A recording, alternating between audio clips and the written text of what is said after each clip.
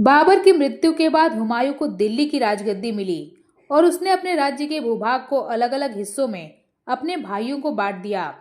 हुमायूं पहला मुगल शासक था जिसने राज्य का बंटवारा अपने भाइयों में किया था। हुमायूं के दुश्मनों में सबसे बड़ा दुश्मन था शेरशाह, जिसके बारे में बाबर ने पहले ही बोला था, लेकिन शायद हुमायूं ने कभी ध्यान नहीं दिया।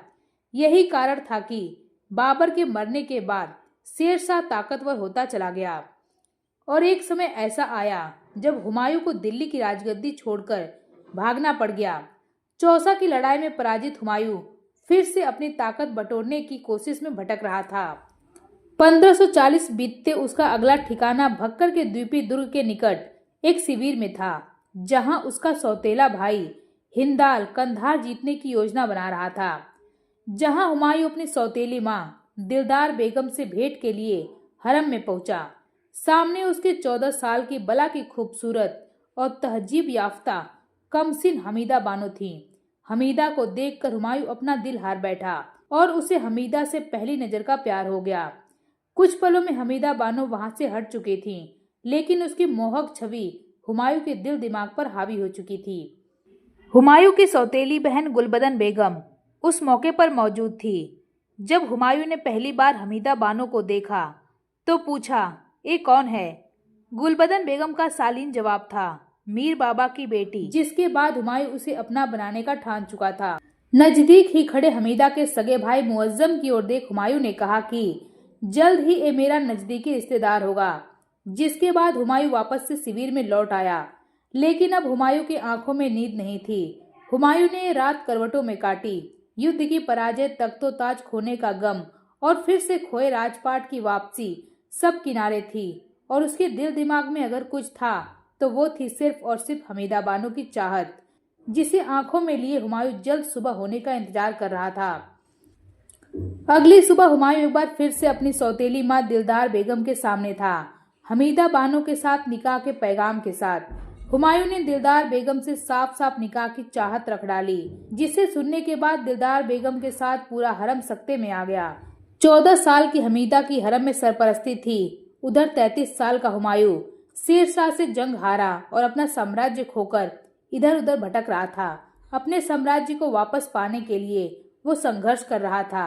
हुमायूं के सौतेले भाई हिंदाल को भी इस पेशकश से काफी गहरा झटका लगा।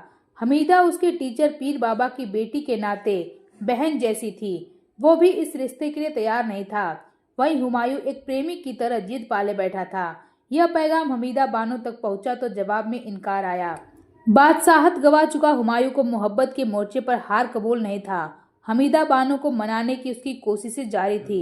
एक बार फिर से उसने हमीदा बानो से मिलने की ख्वाहिश जाहिर की। हमीदा ने हरम की महिलाओं के कायदों का हवाला देते हुए कहा कि बादशाह के सामने एक ही बार हाजिर होकर इज्जत देने का रिवाज है, बार बार उनका हाजिर होना जायज नहीं।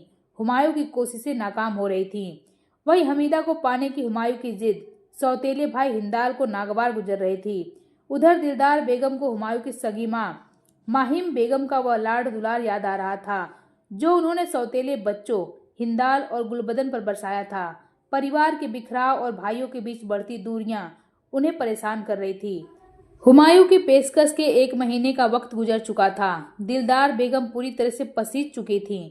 उन्होंने हमीदा बानो से कहा कि बादशाह के पैगाम को इनकार किए हुए 1 महीना बीत चुका है। हमीदा बानो का जवाब था, बादशाह को अपनी शान के खिलाफ ऐसी बेजा पेशकश नहीं करनी चाहिए थी।